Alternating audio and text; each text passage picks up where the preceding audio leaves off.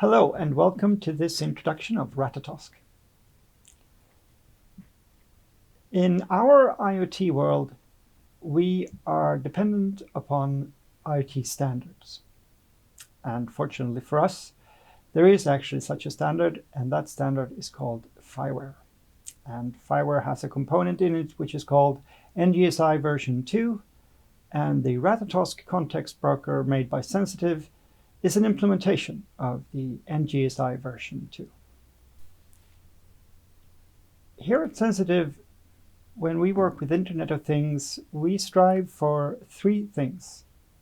We strive for interoperability of devices, and we strive for ease of use of both our devices and of Igio, and we also strive for third-party possibility, which means that we want someone else, a third party, to be able to use both our devices and the Igio platform in an easy way.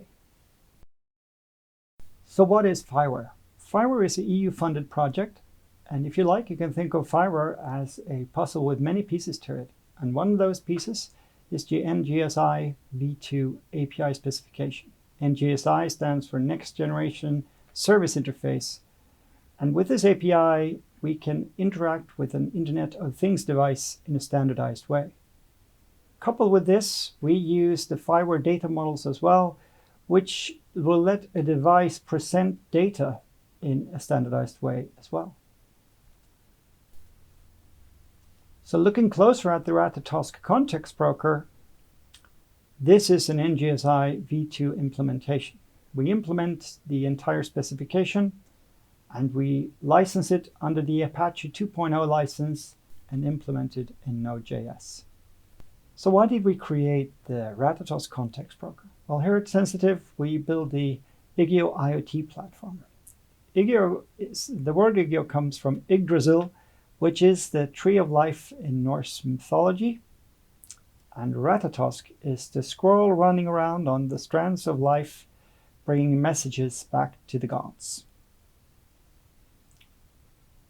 We wanted to be able to build Ratatosk in such a way that it fits the Igio design. At the same time, we wanted to give this component a permissive OSS license so we can enable collaboration with others.